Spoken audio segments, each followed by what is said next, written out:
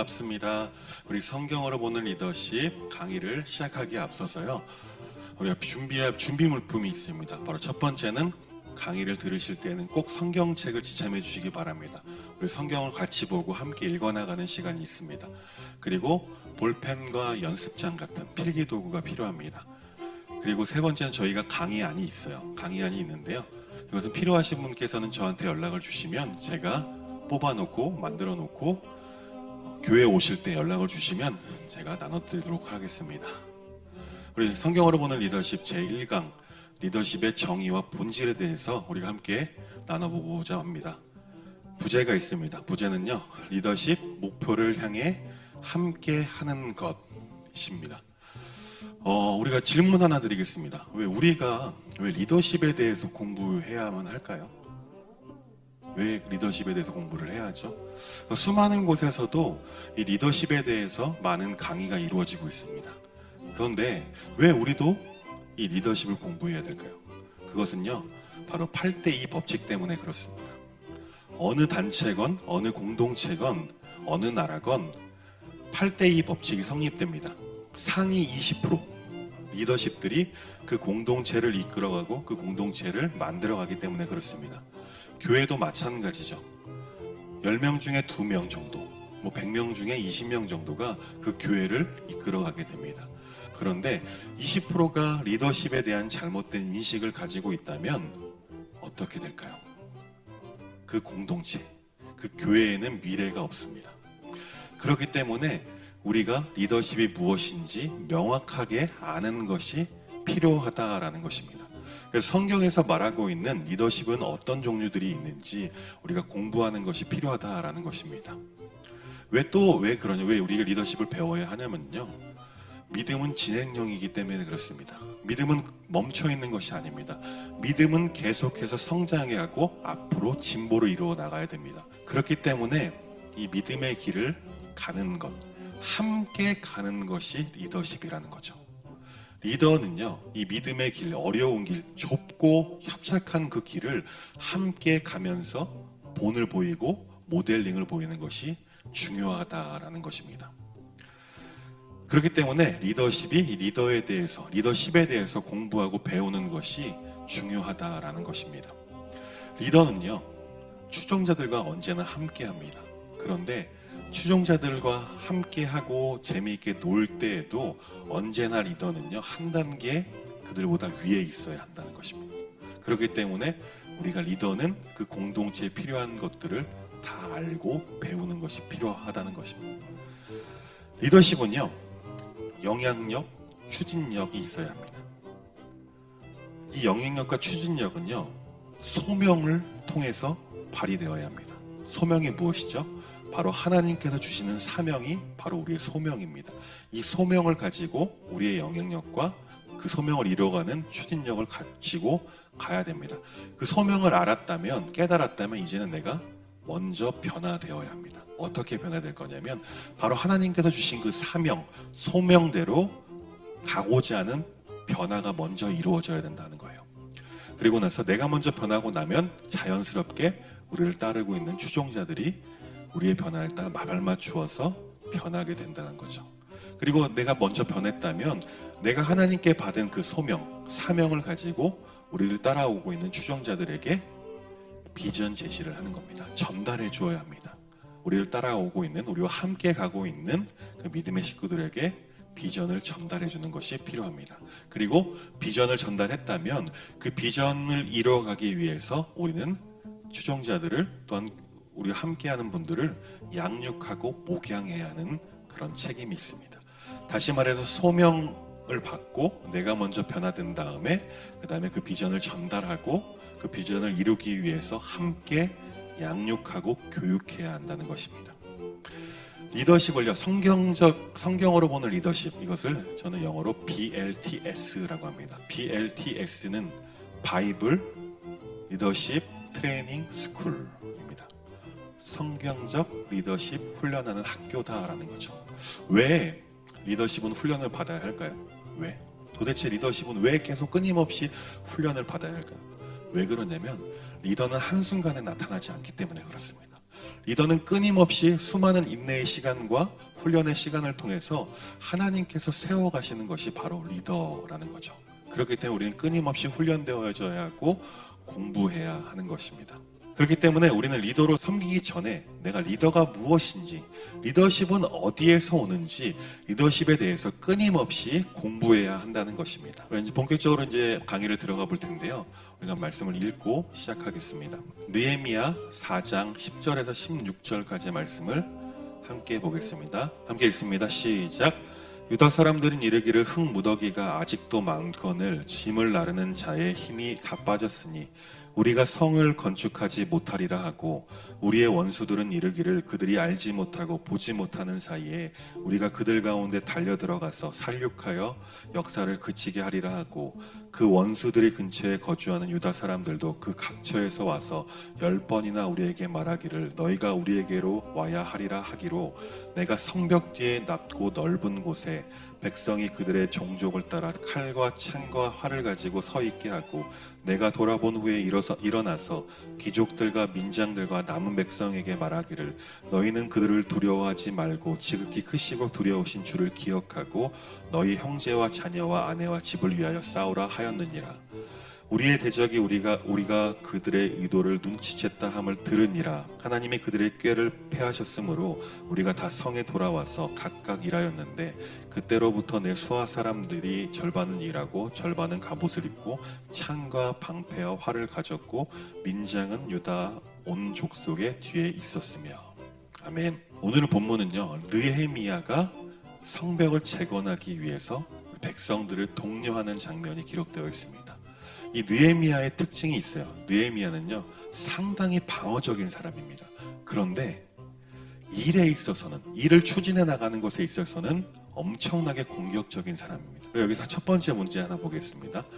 대적들은 어떻게 예루살렘 성벽 건축을 막으려 하고 있는가? 11절에 나와 있습니다. 11절 말씀을 보겠습니다.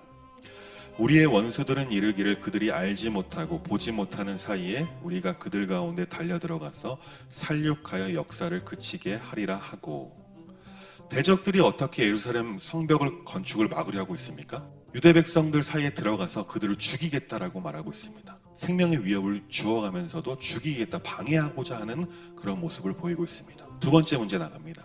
대적의 공격 소식을 접한 느헤미야는 어떤 조치를 취했는가? 13절 말씀을 보겠습니다. 내가 성벽 뒤에 낮고 넓은 곳에 백성이 그들의 종족을 따라 칼과 창과 활을 가지고 서 있게 하고, 느헤미야의 대적들이 성벽을 재건하는 것을 방해하기 위해서 몰래 들어와서 살육하겠다라고 하는 것을 느헤미야가 들었어요. 듣고 나서 느헤미야는 백성들에게 한 가지 묘안을 내옵니다. 바로 종족에 맞춰서 종족에 따라 칼과 창과 활을 가지고 서 있게 하는 것입니다.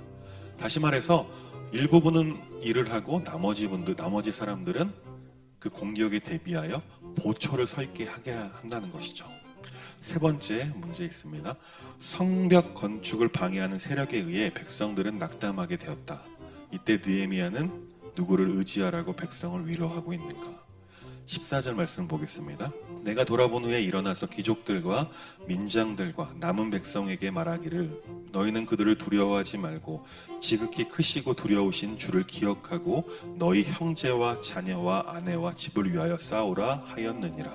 백성들이 그 공격 소식을 듣고 나서 두려움에 떨게 되었어요. 그리고 낙담하게 되옵니다. 분명 선한 일로 성벽을 재건하겠다, 예루살렘 성벽을 재건하는 그 일에 동원되었지만 그 일을 방해하는 이들로 하여금 두려움에 떨고 있는 모습을 보게 됩니다.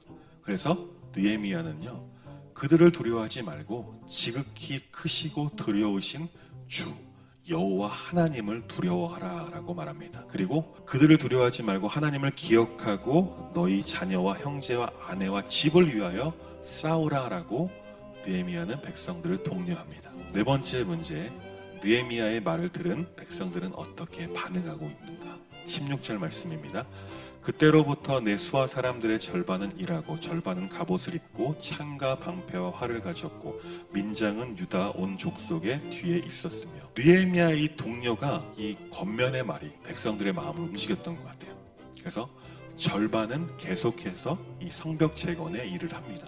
그리고 나머지 절반은 갑옷을 입고 창과 방패와 활을 가지고 싸울 만반의 준비를 가지고 있었다라고 합니다. 그리고 민장들은 백성 뒤에 있었다라고 말씀하고 있습니다. 느헤미야와 백성들 한 가지의 목표를 가지고 함께 길을 가고 있었어요. 그 목표가 무엇입니까?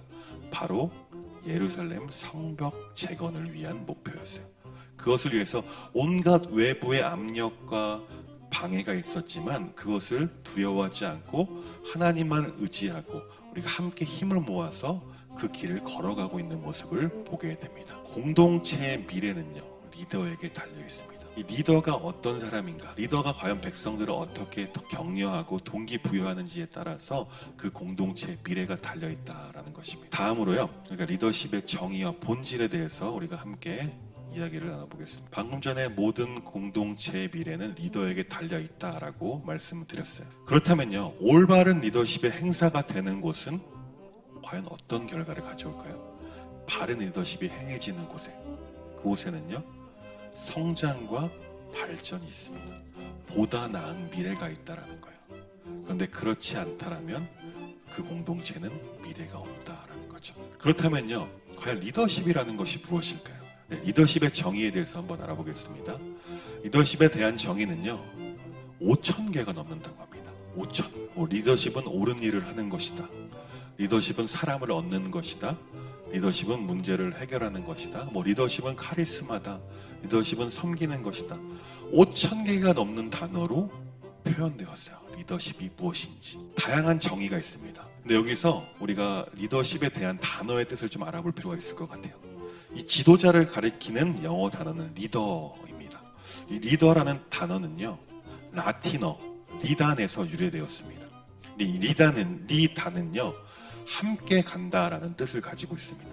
그렇기 때문에 리더십이란 사람들로 하여금 한 목표를 향해 함께 가도록 격려하는 것이 바로 리더십의 정의라고 볼 수 있습니다. 그렇다면 리더십의 본질에 대해서 한번 알아보겠습니다. 첫 번째는요, 리더십은요, 하나님께로부터 받은 소명이다 라는 것입니다. 진정한 지도자는요, 진정한 리더는요, 하나님께서 세웁니다. 내가 원해서 리더가 되는 것이 아닙니다. 하나님께서 허락하시고 세워야지만 리더가 세워진다라는 거예요. 하나님께서는 지도자를 택하시고 그에게 그에 맞는 능력과 힘을 주셔서 하나님의 선하신 일을 이끌어 가십니다. 리더는 자기의 뜻을 내세우는 것이 아니라 바로 하나님의 목적을 위해서 일해야 합니다. 그러니까 리더가 내 마음대로 내 뜻대로 하는 것이 아니라 하나님께로 받은 소명을 가지고 일을 해야 한다라는 겁니다. 우리 출애굽기 3장 10절 말씀을 함께 보겠습니다. 이제 내가 너를 바로에게 보내어 너에게 내 백성 이스라엘 자손을 애굽에서 인도하여 내게 하리라. 출애굽기 3장 10절 말씀을 보면요, 모세를 이스라엘 백성에게 보내신 분이 등장합니다. 누구죠? 바로 여호와 하나님이십니다. 하나님께서 이스라엘 백성들에게 리더를 보내셨는데 바로 누구죠? 모세라는 리더를 택하셔서 하나님께서 보내주시는 거예요. 이스라엘 백성들 사이에서 리더가 딱 짠하고 나타나는 것이 아니라 하나님께서 특별히 택한 모세를 이스라엘 백성들에게 보내는 장면이 바로 출애굽기 3장 10절 말씀에 기록되어 있습니다. 두 번째로 리더십은 사람들을 변화시키는 영향력이다. 리더십의 참된 측정은요, 바로 영향력에서 나오게 됩니다. 리더는 주위에 있는 사람들을 동기부여하고 그들을 움직일 수 있도록 참여시키고 격려하고 도전합니다. 사람들의 마음의 변화를 시켜서 선한 방향으로 움직이게 하는 것이 바로 참된 리더십이라는 거죠. 근데 한 가지 놓치지 말아야 될 것이 있습니다. 나의 생각이 아니라 하나님의 뜻대로, 하나님의 그 주신 사명을 가지고 같이 나아가야 한다. 사무엘하 8장 15절 말씀을 보겠습니다. 다윗이 온 이스라엘을 다스려 다윗이 모든 백성에게 정의와 공의를 행할세. 다윗은요, 왕으로서 백성에게 한 가지, 두 가지 영향력을 미쳤습니다. 그것이 무엇입니까? 무엇이라고 기록되어 있습니까? 바로 정의와 공의를 행했다라고 기록되어 있습니다. 다윗 자체, 다윗의 삶이 정의와 공의를 행하는 삶을 살아서 사람들을 변화시키는 그 영향력이 바로 정의와 공의에서 나온다라는 것입니다. 선한 방향이죠. 악한 길이 아니라, 악한 행실이 아니라, 악한 생각이 아니라 정의와 공의를 행했다라고 해요. 정의와 공의는 어디서 나옵니까? 바로 하나님에게서 나옵니다. 하나님에게로부터 받은 그 정의와 공의를 다윗이 행함으로써 백성들을 변화시키는 그 영향력이 되었다라는 것입니다. 세 번째, 리더십은 비전을 전달하는 의사소통입니다. 리더십은요, 비전을 제시할 뿐만 아니라요, 그것을 추종자와 공유하는 능력을 바로 리더십이라고 표현합니다. 리더십은요, 사람들을 설득해서 공동의 목표를 달성하도록 힘을 모으는 데 있습니다. 빌립보서 2장 2절 말씀을 보겠습니다. 마음을 같이하여 같은 사랑을 가지고 뜻을 합하여 한 마음을 품어. 아멘. 이 빌립보서 2장 2절의 말씀은요, 교회 내의 모든 사역에 있어서 중요한 것을 한 가지를 말씀해 주고 있습니다. 그것은 무엇이죠? 바로 처음에 나오는 마음을 같이하여 또한 같은 사랑을 가지고 뜻을 합하여 한 마음을 품는 것이 중요하다라고 말씀합니다. 교회에 무슨 사역을 할 때, 항상 무슨 일을 할 때에도 같은 마음을 가지고 같은 사랑을 가지고 뜻을 합하고 한 마음을 품어서 할 때 그 공동체는 보다 더 앞으로 전진해 나갈 수 있다라는 것입니다. 네 번째, 리더십은요, 사람으로부터 받는 존경심을 말합니다. 리더십은요, 추종자가 있을 때 행사될 수 있습니다. 아무도 나를 따라오지 않으면 나에게 리더십은 발휘될 수가 없어요. 근데 나를 따르는 한두 사람이라도 있다면 나에게 리더십이 발휘될 수가 있습니다. 우리를 따라오는 사람이요, 우리와 함께 가는 그 추종자들이 나를 생각해주고 나를 위해주지 않는다면 우리의 리더십은 절대로 행사되지 않습니다. 진정한 리더십은요, 강압적인 수단을 사용하지 않습니다. 추종자가 함께 길을 가고 있는, 믿음의 길을 가고 있는 이들이 스스로 참여할 수 있도록, 원해서 함께 할 수 있도록 분위기를 조성하는 것입니다. 우리 예전에는요, 리더십 하면 카리스마, 힘, 막 강제, 이런 것들을 많이 생각했었습니다. 그런데 시대가 많이 변했어요. 강한 리더십은 부러지기 마련입니다. 지금 이 시대는 섬기는 리더십, 함께하는 리더십, 부드러운 리더십을 원합니다. 우리가 사무엘상 22장 2절 말씀을 한번 보겠습니다. 환난당한 모든 자와 빚진 모든 자와 마음이 원통한 자가 다 그에게로 모였고 그는 그들의 우두머리가 되었는데 그와 함께한 자가 400명 가량이었더라. 사무엘상 22장 2절을 말씀 보면요, 다윗이 존경심을 받은 무리가 있습니다. 그들이 어떤 무리였습니까? 어떤 사람들로 하여금 다윗은 존경을 받았습니까?